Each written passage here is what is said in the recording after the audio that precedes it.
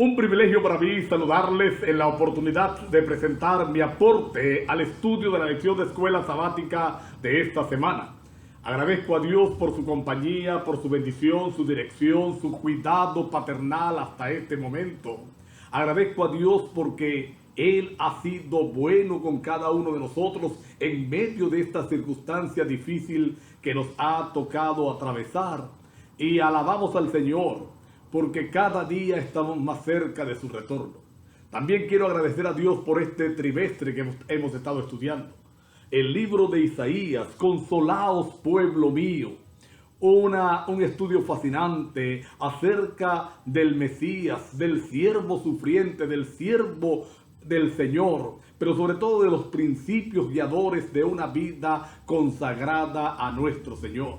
Estamos llegando a la lección número 11. El título de la misma es Amor a cambio. Y esta lección va a iniciar con una ilustración bastante interesante. Se trata de un hombre judío, era director de canto junto con su esposa allí en los Estados Unidos. Y él empezó a recibir, dice la historia, llamadas amenazantes, correos electrónicos amenazantes para su vida, todo por el origen judío del mismo, todo por su origen no americano. Así que él empezó a investigar de quién se trataba, quién era el que estaba detrás de aquellas amenazas, y pudo descubrir que se trataba de un cabecilla de uno de los grupos discriminatorios que pululan en los Estados Unidos. Así que él descubrió el nombre de la persona y tenía toda la oportunidad de denunciarlo. Pero él decidió actuar diferente. Dice la palabra de Dios, dice la historia, dice el relato, que aquel hombre llegó a la casa de aquel líder discriminatorio, llegó con una cena preparada, el hombre era lisiado, así que se consiguió la sorpresa de que al que él estaba atacando fue a servirle, fue a llevarle alimento. La esposa y el hombre, el director de canto, siguieron atendiéndolo, tanto así que aquel hombre pensó en hacerse judío. Aquel líder discriminatorio encontró en el amor una razón para cambiar su concepto, para cambiar lo que él pensaba. Yo recuerdo una historia un poco más local que conocí muy de cerca, una amiga, y estoy seguro que si ella está viendo este video u oyendo este audio va a saber que me estoy refiriendo a ella. Ella empezó a tratar con cariño a unos niños chinos. Ellos estaban estudiando en nuestro colegio adventista acá en la ciudad de Valencia. Ella empezó a tratarlos con cariño, a tratarles con amor, a procurar su integración porque ellos no manejaban mucho el idioma del español. Y aquel hombre se fue conmovido por aquellos actos de bondad, por aquellos actos de amor, que entonces empezó a apoyar las actividades del colegio y de la iglesia también. Recuerdo que en cierta oportunidad le soltó a sus niños para que fueran a un campori de aventureros. Y yo recuerdo que yo conversé con aquella hermana y le dije: tú no sabes mucho acerca de los métodos que se utilizan para alcanzar a los asiáticos, para alcanzar a los orientales, para alcanzar a aquellos que no tienen el cristianismo como base, pero tienes lo más importante. Has actuado con amor y nadie se resiste al amor. Esta semana vamos a estudiar el verdadero ayuno que Dios quiere. ¿Qué principios encierran este ayuno? ¿Qué espera Dios que haga su pueblo? Esta semana vamos a estar compartiendo estas y otras lecciones con la ayuda del Señor. La primera sección de esta semana, comprar algo gratis. Ahora, imagínense la expresión bíblica que aparece allí en Isaías.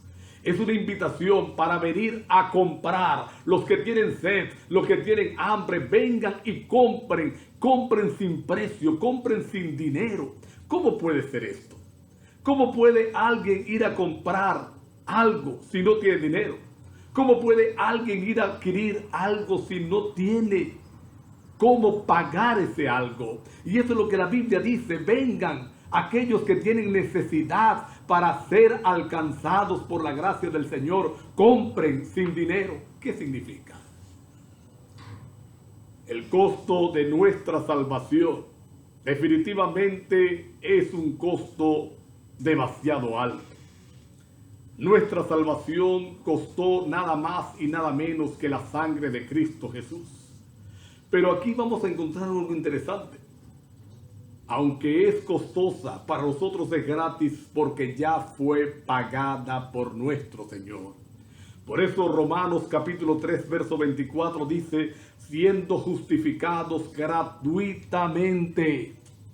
Y ese gratuito no es que es barato, costó la sangre de Cristo, pero Él pagó por ti y por mí. Él pagó por cada uno de nosotros. Él pagó la deuda. Ahora nosotros estamos listos para ir a Él y comprar sin dinero, es decir, sin mérito alguno, lo que Él nos quiere dar. Repito, la salvación no es gratis. Es gratis, pero no es barata. Costó la sangre de Cristo Jesús. Ahora, para toda compra se requiere una transacción. Es verdad que no tenemos dinero, no tenemos cómo pagarla, pero Jesús ofrece su perdón en el marco de una relación de pacto restaurada. Es decir, Él ofrece su perdón y espera que en consecuencia, espera que como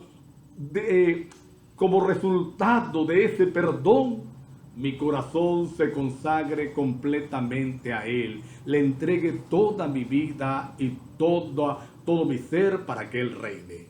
No hay tal cosa como que el perdón del Señor puede estar en un corazón irregenerado, en un corazón que sigue comportándose de forma desordenada, en un corazón que sigue actuando completamente diferente a los principios de Dios. Así que lo que espera el Señor en esta transacción, en esta compra, Él nos da su perdón. Espera que tú y yo le entreguemos nuestra vida. Y actuamos allí, o allí actúa la fe. El principio de fe que Dios quiere que todos nosotros tengamos.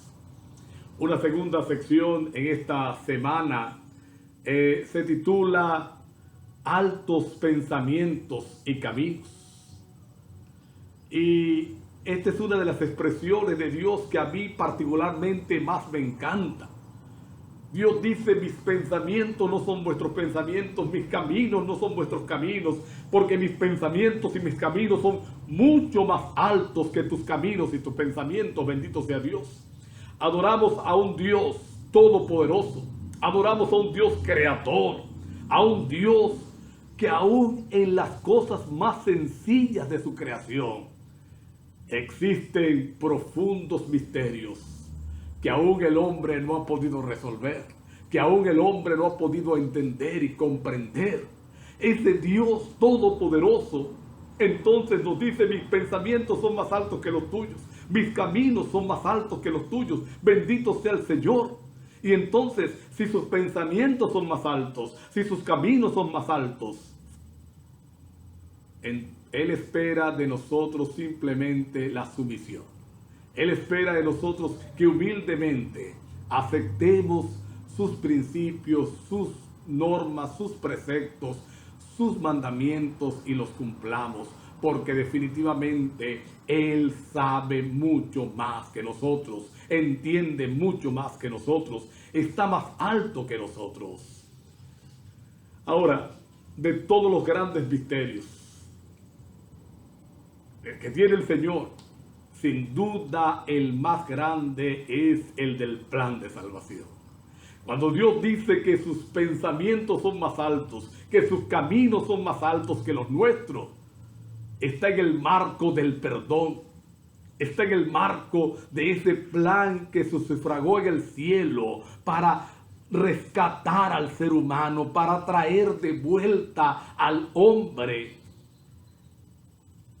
de esa de la miasma del pecado donde había caído, de ese lodo cenagoso, de esa pudrición donde se encontraba. Y es un misterio definitivamente, es un misterio definitivamente. ¿Cómo entenderlo? Es un Dios que se hizo hombre, es un tema inagotable, ¿sabes? Dice la inspiración que será el tema de estudio por toda la eternidad, que será el tema de estudio por toda la eternidad. La Biblia, el apóstol Pablo, observando el plan de salvación, mirándolo, entonces se atreve a expresar: grande es el misterio de la piedad. Bendito sea el Señor. No lo podemos entender. Dios se hizo hombre y se rebajó y se dejó matar por amor a nosotros. Nuestra mente no logra captarlo. Pero así como no logra captarlo, el Señor simplemente espera que en respuesta a ese tema inagotable, a ese amor indescriptible, a ese misterio de la piedad que es grande, respondamos entregando nuestras vidas y nuestro corazón. Una tercera sección esta semana, amigos de ayuno. Y el Señor va a empezar a describir el ayuno que Él espera. No estamos diciendo, ni la Biblia está hablando de que no se puede ayunar físicamente, pero es que hay principios que deben acompañar ese ayuno, hay principios que deben acompañar a la vida para que el ayuno que hagamos delante del Señor sea acepto. Por el contexto de esta expresión que encontramos en Isaías capítulo 58, sin duda se refiere al día de la expiación, que era el día en que se convocaba un ayuno oficialmente. Es el ayuno que reconoce la palabra de Dios. Pero ese ayuno debía hacerse por algunos motivos especiales. Afligir el alma, a humillarse delante de Dios. Es decir, era una oportunidad para reconocer que Dios era todopoderoso, que Dios era el dador de todo y que nosotros los seres humanos, en este caso los judíos que participaban de esta actividad, los israelitas que participaban de esta actividad, entendieran que no eran nadie, que todo cuanto tenían, lo tenían era gracias a Dios. Era un momento para humillar el alma y doblegar el orgullo y reconocer que Dios es Dios. Sin embargo, los israelitas y los judíos estaban haciendo el ayuno para buscar mérito, para ganar mérito. Y aquí tenemos que tener algo, mucho cuidado. Yo he escuchado hermanos que proponen ayunar para que Dios haga algo. Y si bien es verdad que ese principio está allí en la Biblia, no es que Dios se compra, tengamos cuidado. No es que Dios está esperando que yo me sufra para hacer caso, que yo tengo que pagarle de alguna forma lo que va a hacer. No, el ayuno simplemente es una oportunidad para descansar el estómago y que el cerebro esté en armonía con lo que Dios quiere oír. Como el cerebro está descansando, puede escuchar mejor la voz de Dios. Hoy en día estamos corriendo el mismo riesgo. Pensar que nuestros rituales, pensar que la participación en la iglesia, porque yo soy anciano, porque yo soy pastor, porque yo dirijo este departamento, porque yo tengo tanto tiempo en la iglesia, porque voy a la Santa Cena, porque canto. Es decir, creemos que participar de los rituales sustituye nuestra relación con Dios. Y no es correcto. No es así como funciona.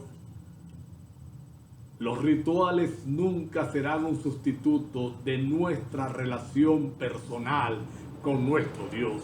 No importa cuántas veces vayas a la iglesia, no importa cuántos cultos participes, a menos que tengas una relación personal con Dios, nada de esto servirá. Nada de esto no servirá.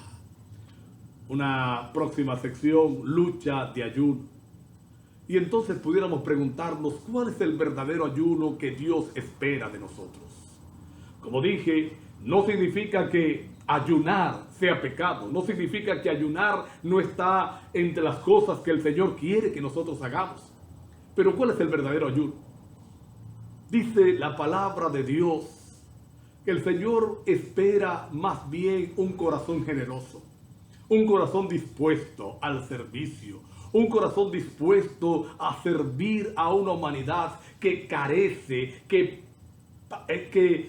está muriendo por falta de Dios. Por eso Él utiliza quizás las formas más extremas: compartir la comida con el hambriento, sacar el yugo de aquel que está bajo uno. Pero yo creo que el principio general es que nosotros debemos servir a aquellos que tienen necesidad. Y la mayor necesidad de este mundo no es arepa, no es comida, no es vestido. La mayor necesidad de este mundo, sin duda, es la presencia de Jesús en el corazón. Podemos ser muy religiosos, podemos ser ritualistas, pero por muy perfectos que sean esos rituales, por muy perfecto que participemos de ellos, nunca sustituirán, como hemos dicho, una relación con Dios y una vida de servicio. Y la lección nos da un ejemplo interesante. El mismo Cristo Jesús, aunque Él fue fiel a los rituales religiosos de ese entonces, los evangelistas no le reconocen por eso. Los evangelistas no destacan eso. Destacan su vida de servicio, de abnegación, su vida de atracción para aquellos que necesitaban de Él, su vida de abnegación al sanar, al predicar, al perdonar. Y Dios está esperando una iglesia que sí, que cumpla con las normas, una iglesia que sí, que cumpla con los rituales que han sido establecidos, porque son rituales establecidos por Dios.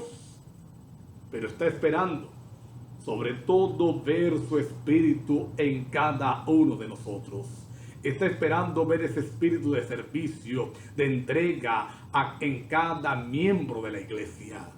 Si tu iglesia es una iglesia perfecta en rituales, pero es una iglesia que no sale de las cuatro paredes, es una iglesia que no alcanza al necesitado, que no predica la palabra de Dios con pasión, que no va a rescatar al que está en el hoyo del pecado, entonces es una iglesia que se está perdiendo. Es una iglesia que, como la higuera, aparenta frutos, pero no los tiene. Es una iglesia que, como la parábola de el árbol que no daba frutos, debe ser cortada, porque ocupa un lugar innecesariamente. El desafío de esta semana es a cambiar, no dejar a un lado los rituales, no ahora tener una iglesia desordenada, no, pero el Señor espera un espíritu diferente, un espíritu de servicio, un espíritu de entrega. Te repito, vamos todos los sábados a la iglesia. Tú llegas el sábado en la mañana a la iglesia y está full. La iglesia está full. Pero la mayoría no estamos cumpliendo. La mayoría simplemente vamos y creemos que eso es suficiente. Pero esta semana el desafío es a cambiar esa actitud. Santiago 1:27. ¿Cuál es la verdadera religión? Dice la palabra de Dios: atender a las viudas, atender a los huérfanos, predicar el evangelio al necesitado, ir a ayudar, a servir. Y cuando uno habla de estas cosas, uno siempre piensa en aquellos que tienen gran necesidad económica. Pero sabes, hay gente que no tiene necesidad económica, pero necesita nuestro servicio, necesita de Cristo Jesús. Por último, vamos a encontrar una conexión entre estos temas que el Señor está hablando con el sábado. Y alguien pudiera pensar que Isaías como que se voló, la cerca como que se voló algo. ¿Por qué saca el sábado? ¿Qué tiene que ver el sábado con esto? Hay tres temas principales que se abordan en Isaías 58. La abnegación, la benevolencia social y el sábado. ¿Cómo se conectan estas tres cosas? ¿Por qué están allí en Isaías 58? ¿Por qué están en el marco del verdadero ayuno? ¿Qué quiere decirnos el Señor? Estas tres cosas se van a conectar por dos o de dos formas especialmente. En un primer lugar, las tres requieren, oigan, nuestra concentración en Dios. Es decir, la verdadera abnegación, la verdadera benevolencia social y el guardar el sábado no salen de un corazón irregenerado. Van a salir de un corazón que realmente se conecta con Dios, que se compenetra con Dios, que se relaciona con Dios, que camina con Dios. Un corazón que reconoce las prioridades de Dios y reconoce principalmente nuestra dependencia de Él. Así que ahí está la primera razón por la cual estas tres cosas se relacionan. Necesitamos concentrarnos en Dios. Y en segundo lugar, al practicar estas tres cosas, estamos imitando a Cristo porque estamos procurando su santidad. Mis apreciados, el desafío de esta semana es abarcante, pero necesario. El desafío de esta semana es a invertir quizás la forma como estamos llevando nuestra vida. A entender que el Señor no está esperando que solamente guardemos el sábado en forma rigurosa. Que el Señor no solamente está esperando que devolvamos el diezmo y la ofrenda en una forma correcta y exacta. Que el Señor no solamente está esperando que tengamos un régimen alimenticio que impresione. No, el Señor está esperando más bien que su iglesia reaccione, despierte y sirva. Pero su iglesia no son las cuatro paredes. Su iglesia eres tú. Su iglesia soy yo. Está esperando entonces que tú reacciones, que yo reaccione. Que yo despierte, que tú despiertes. Está esperando que nosotros hagamos el trabajo para el cual Él ha establecido su iglesia en esta tierra.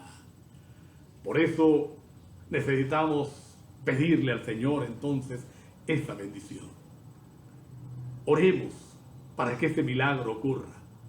Oremos para que la vida de abnegación, de servicio y nuestro sábado giren en torno a una vida de servicio al prójimo que tanto necesita de Dios. Dios te bendiga, Dios te acompañe y nos dé a todos la victoria.